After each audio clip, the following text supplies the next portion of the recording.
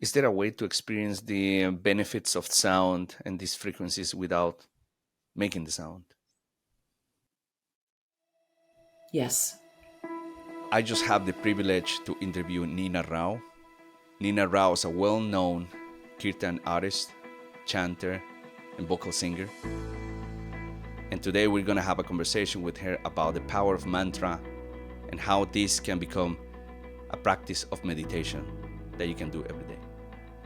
Stay with us and enjoy this conversation.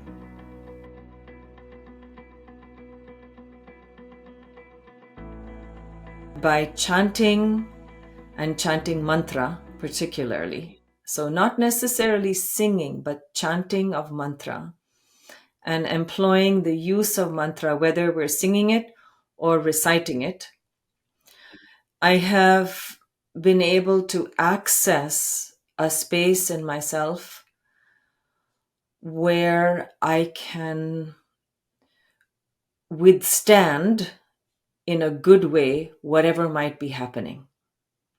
And at the same time, use the mantra as prayer to offer for the well being either for myself or someone else. Mantra is often defined as sound syllables that are used for protection of the mind. And the mind is where we're feeling things most of the time, or we're evaluating what we're feeling. I mean, we might feel it in our body, of course, somatically. We have fear, we have anxiety, we have all kinds of grief, many things we feel in different parts of our body. And that's a whole study in and of itself. But the use of mantra is really to calm the mind and open up the heart in such a way that whatever might be coming to us in our life can be received in a good way with a feeling of compassion, without resistance, without too much resistance, because we have to allow it to flow through us. And of course, there are protection mantras in particular to help us.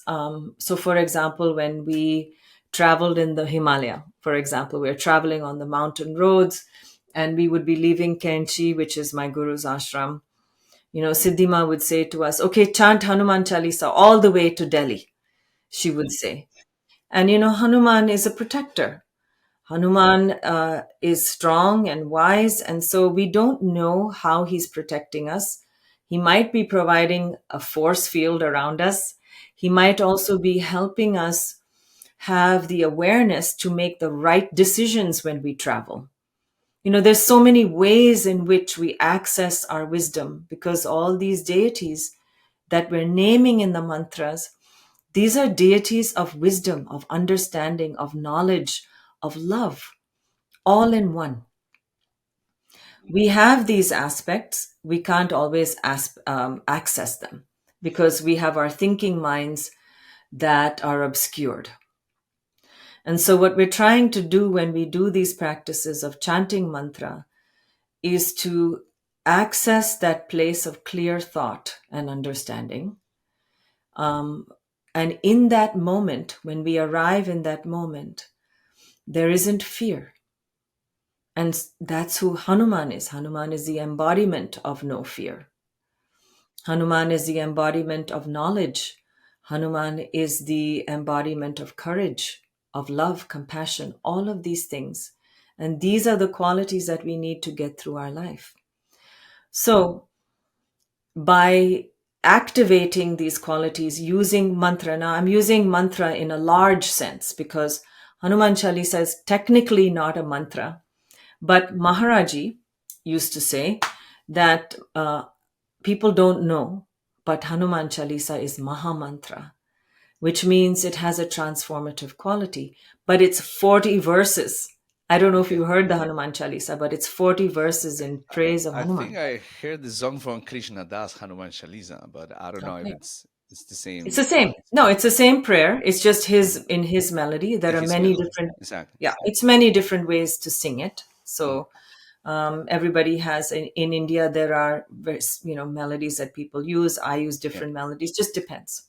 Mm, But the key is that we're using the melody as a sort of a sweet syrup to deliver the mantra. So it makes it nice, when you sing something. You're a musician, so anything that has a nice melody, you want to sing it, right? So that Yeah. makes you use the mantra.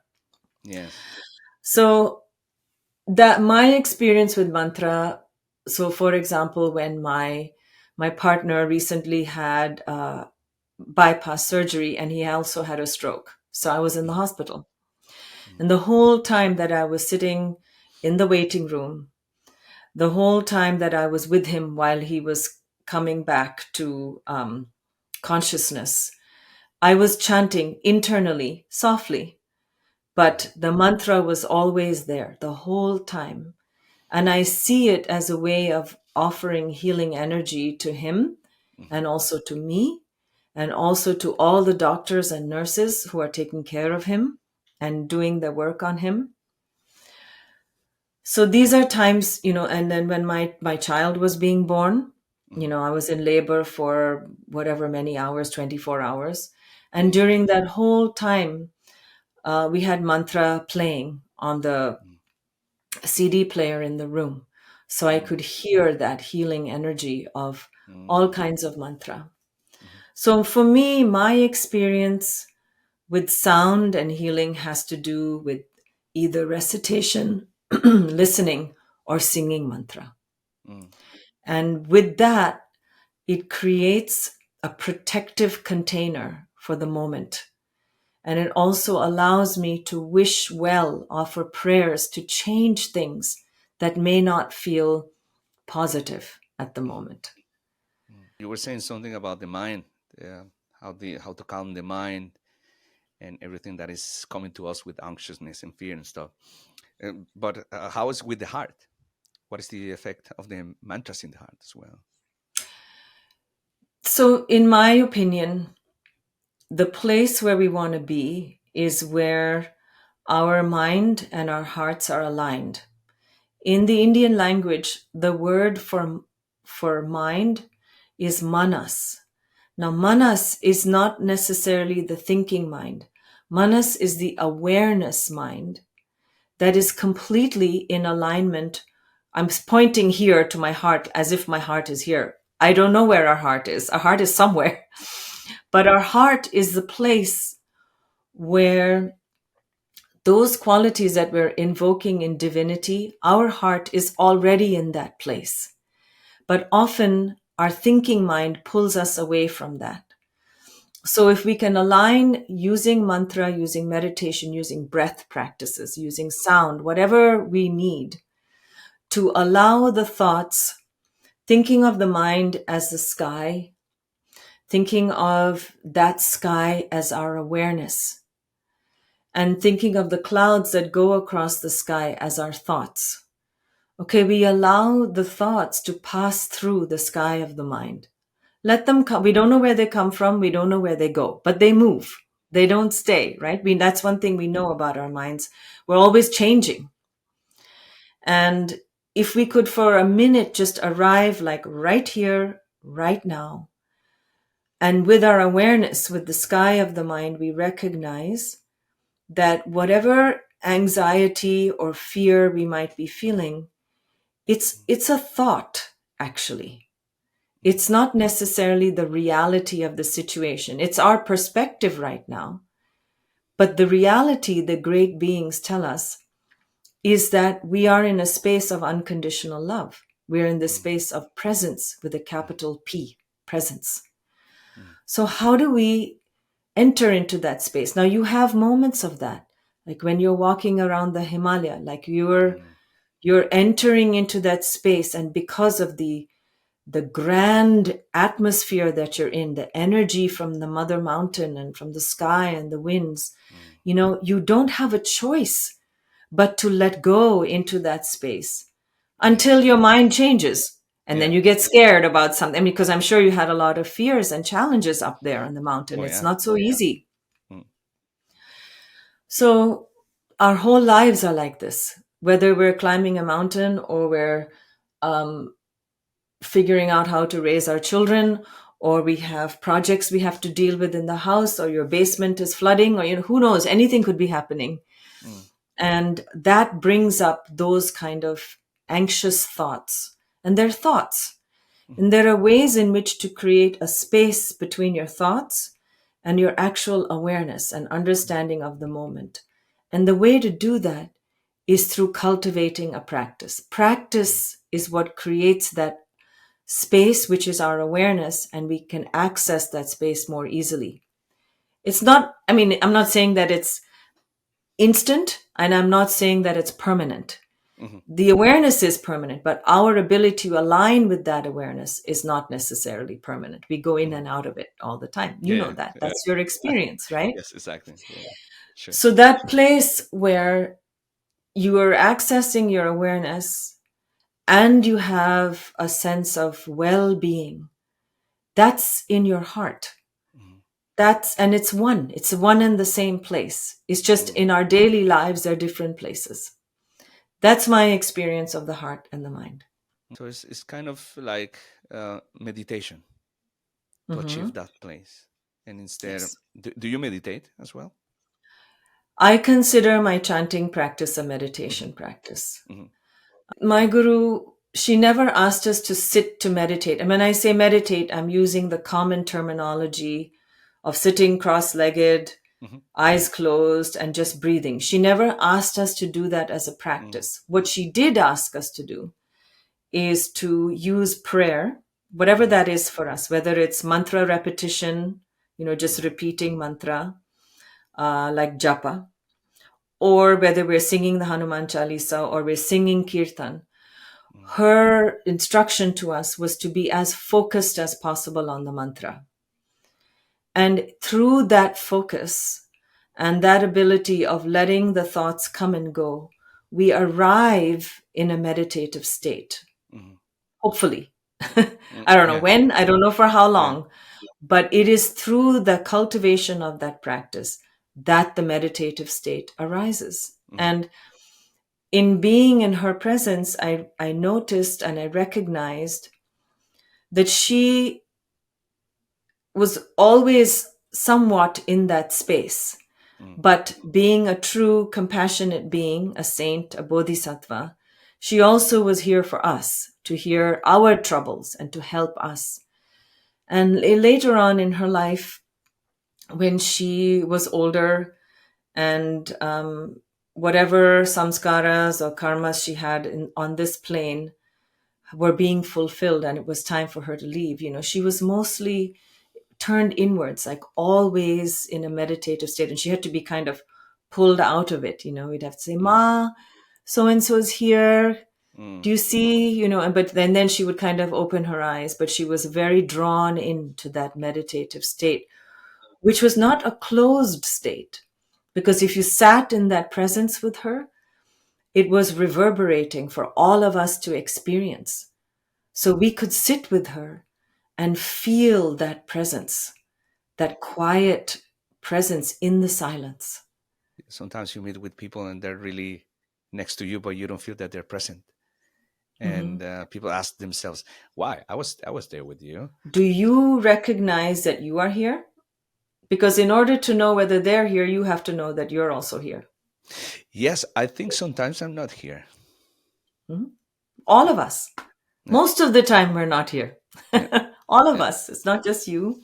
yeah. And, the goal of our practice is to be here. But, I'm sure you've experienced moments where you feel connected. Hmm. Because being here means feeling connected to your own heart, to the heart, the soul of the person who's next to you. Hmm. You may not know their personality, but Hmm. I'm sure you can sit on a train or on a bus. And sometimes if you're open enough, you Hmm. can feel energetically the energy of this Definitely. person and feel some great comfort Hmm. actually in that.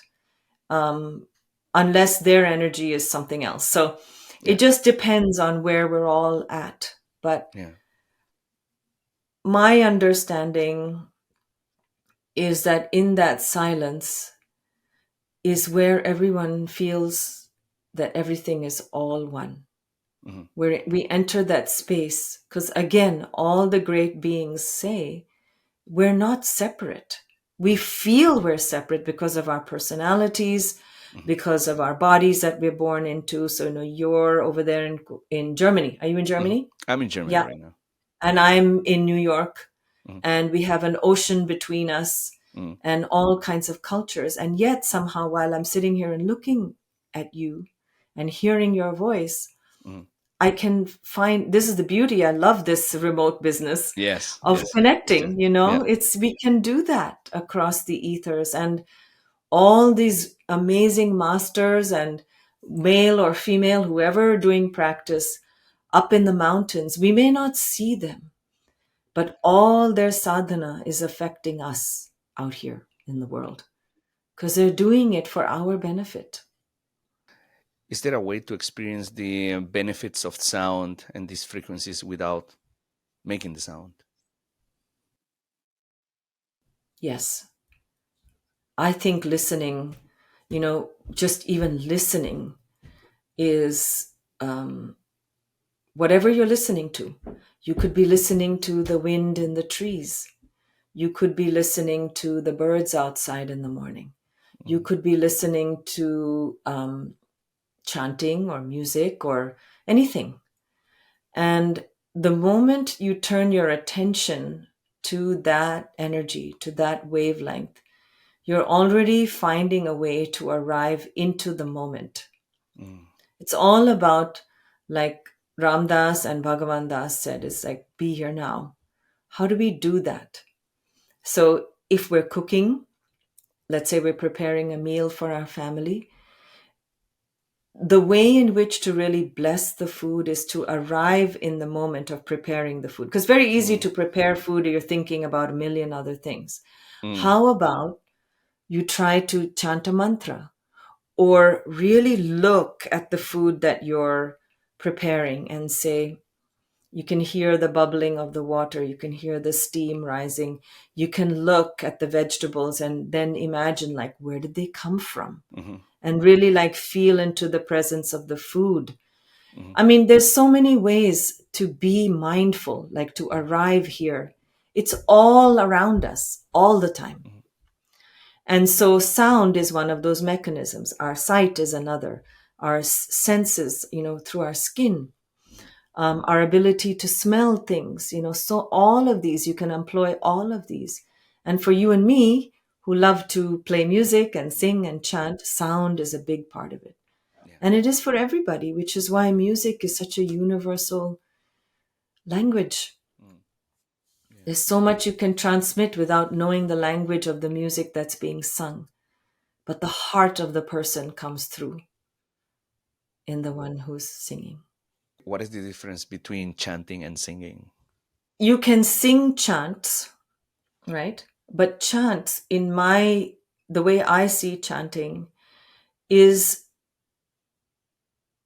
the recitation either by just spoken or by singing with a melody, a mantra. The main difference between chanting and singing is you could be singing a song with your own lyrics or the Beatles or whatever you might be singing, or you're actually singing mantra.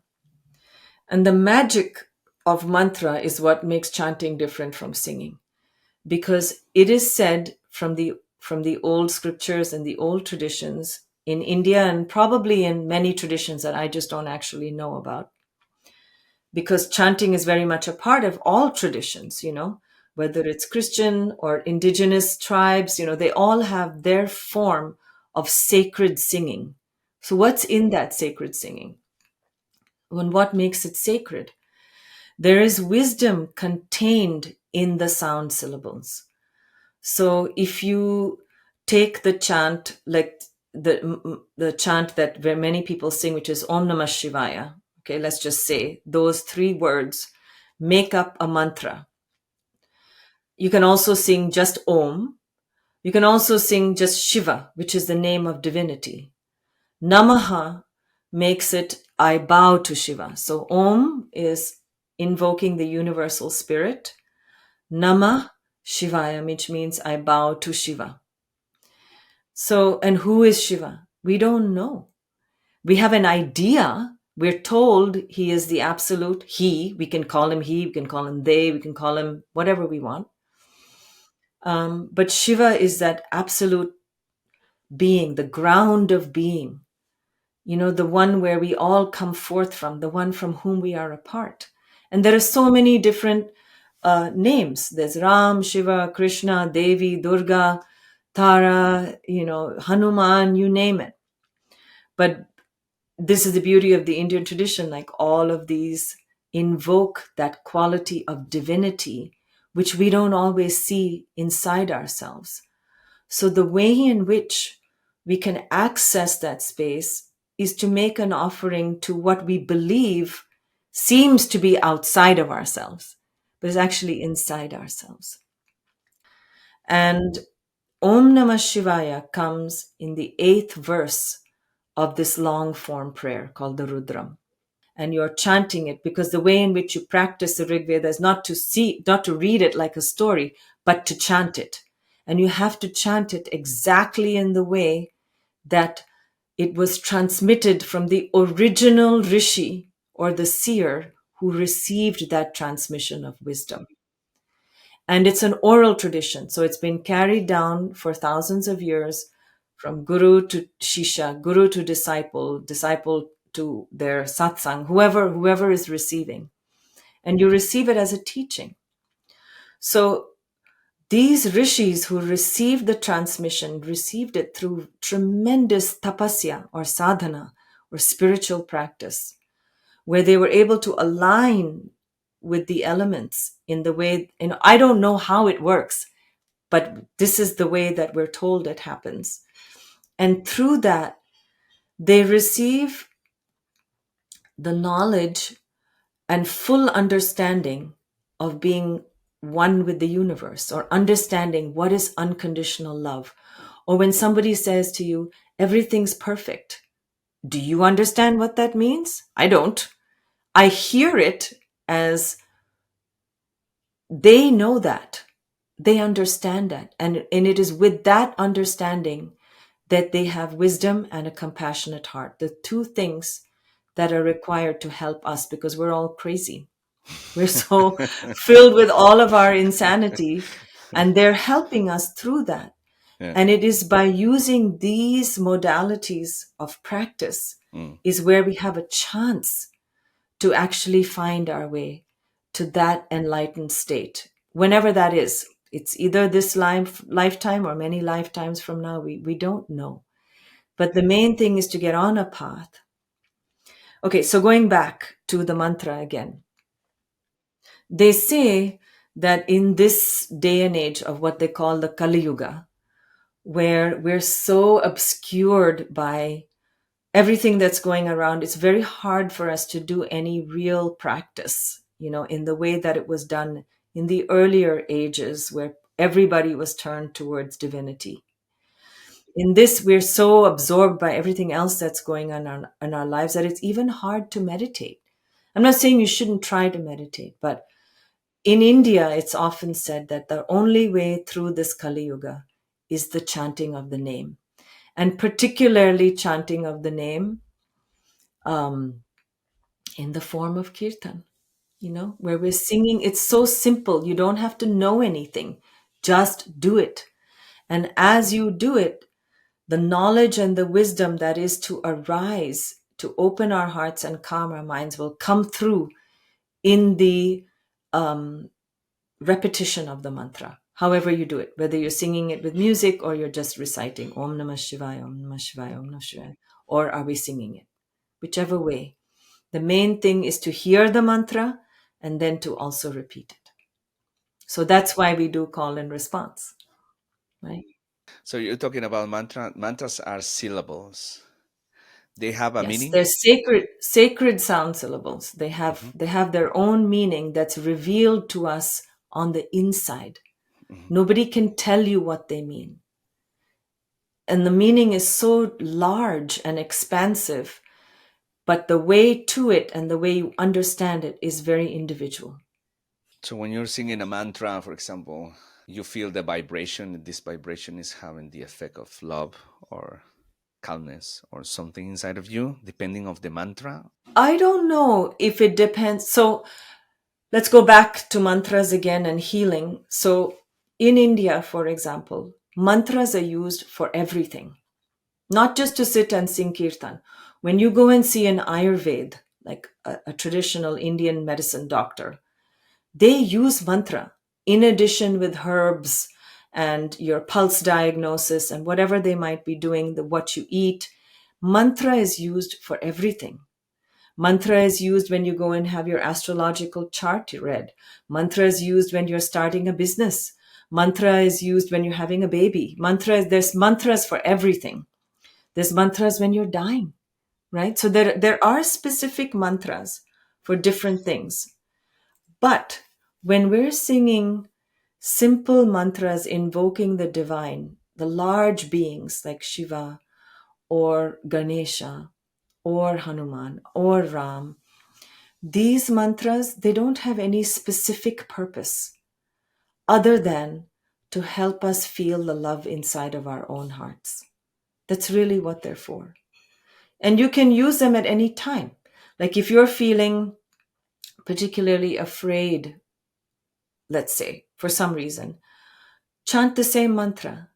If you want to wish somebody well wishes on their birthday, chant the same mantra. So it's a very general, all-purpose mind cleaner and heart opener. A lot of people are dealing with stress, anxiousness, fear. Is there a specific mantra that we can use to that? I wouldn't prescribe anything. Mm, I would say what's important to do when you do any practice and is that you should do it regularly, whatever is going on in your life. mhm, And stress is every day. mhm. I mean, Yeah, for all of yeah, us, yeah. we have stress every day and they come from all directions, Mm, right? So I always say to people, find a practice that you can do regularly every day. And some people will meet a guru who can give them a mantra, but that's not always the case, right? So we are doing our practice at home. We hear a CD. We go and see Amma. We go to a satsang somewhere. We hear something on YouTube. I don't know. We have to find a way to find a practice that works for us. And I recommend, obviously, trying to chant with people who've been doing it for a certain period of time and have some experience with chanting, if you can.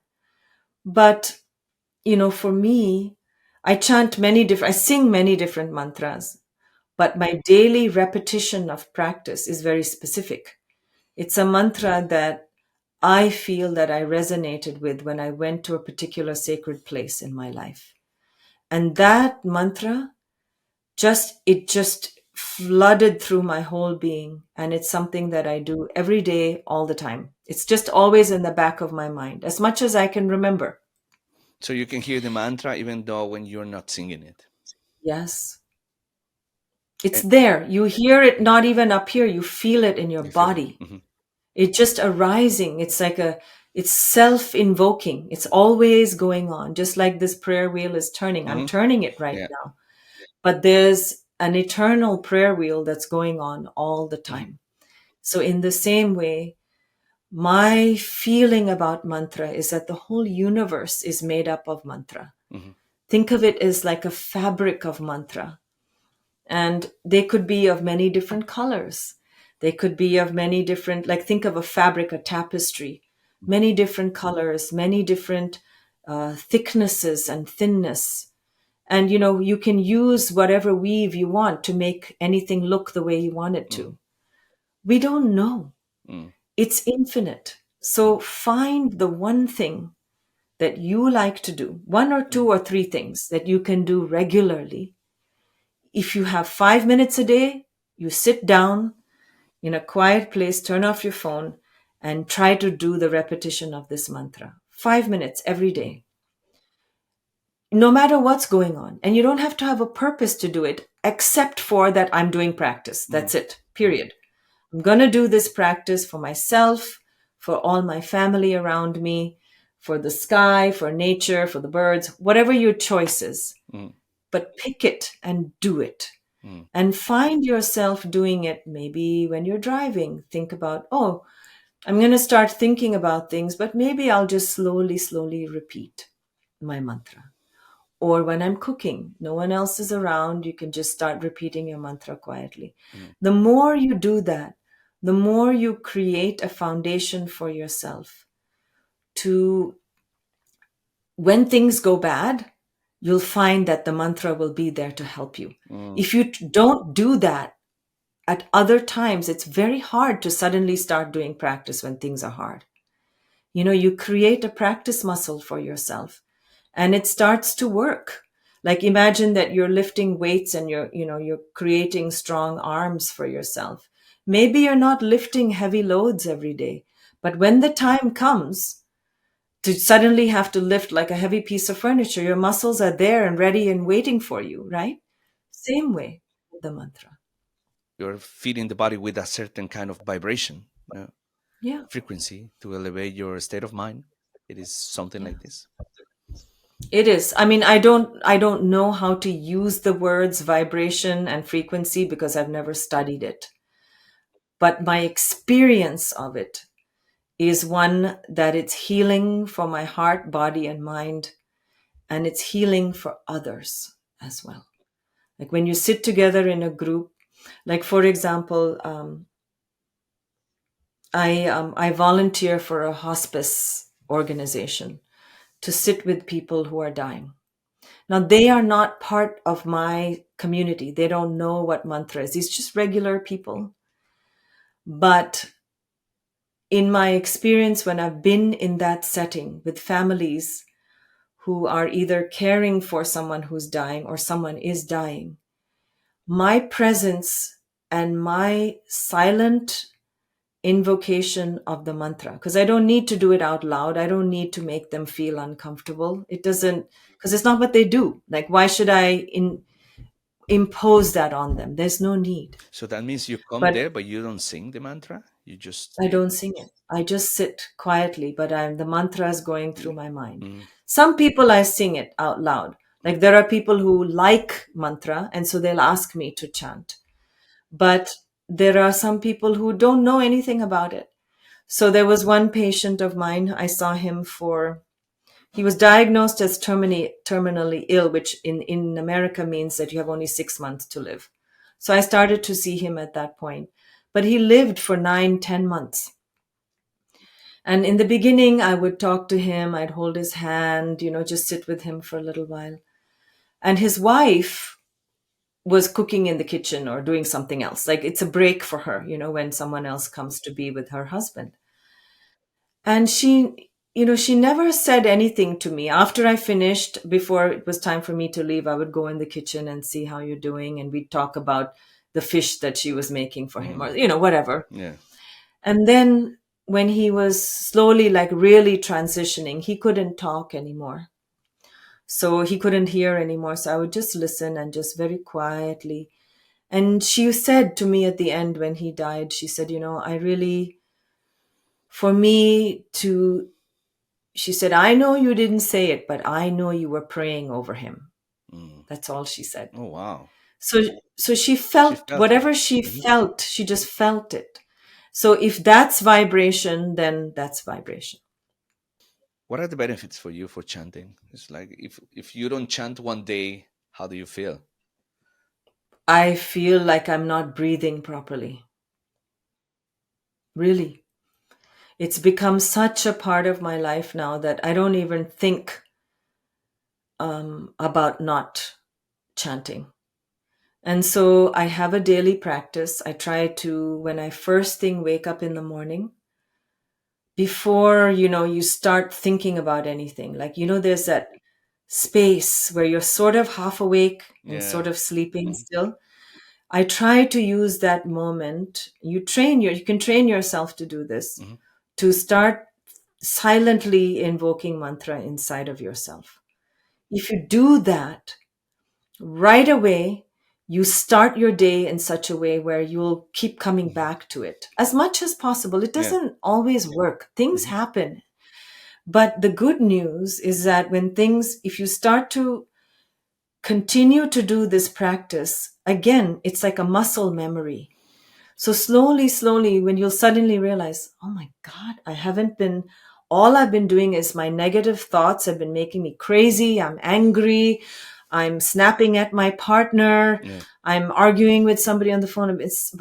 What happens is those times will become shorter and shorter. And you'll suddenly realize, oh, okay, I need to like stop. And you won't even be angry with yourself. Yeah. There's so many, because you can also be angry with yourself. Yes. And like, shoot, Yeah. Definitely. like I'm such an idiot. Like, what am I doing? Then that's another crazy thought process that you're taking. Why do you want to do that? Letting go. And so that awareness will allow you to just realize, oh, that's just me being a little crazy. Fine. Stop. I really appreciate your time. Would love to ask you if you would sing something for us. Yes, I'm happy to do that. Since we were talking about Om Namah Shivaya, shall we sing that? Yeah. Sure. That's a good one? Sure. Okay.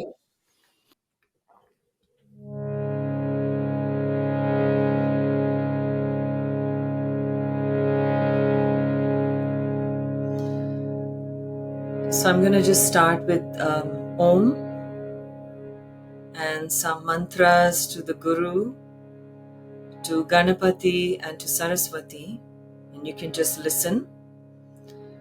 And then we'll sing Om Namah Shivaya. Om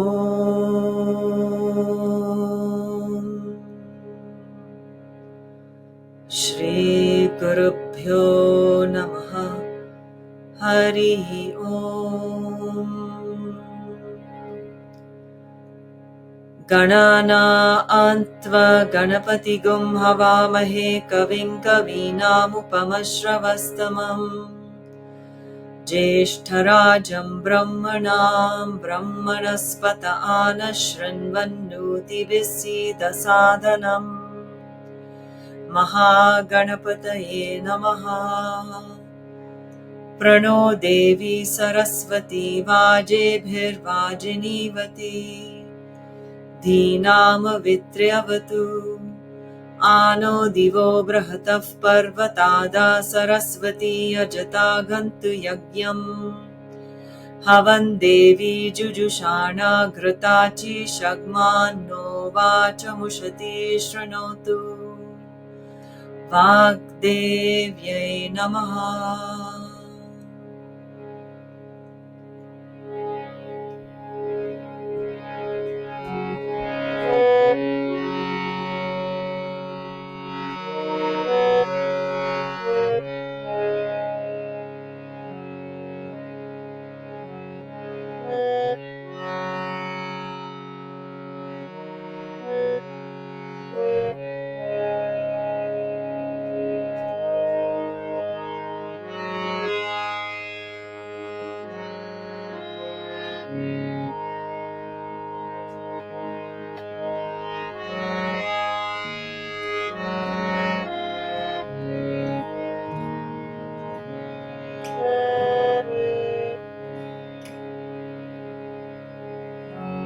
Om Namah Shivaya.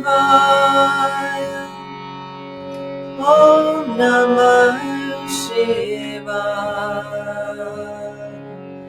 Om Namah Shivaya.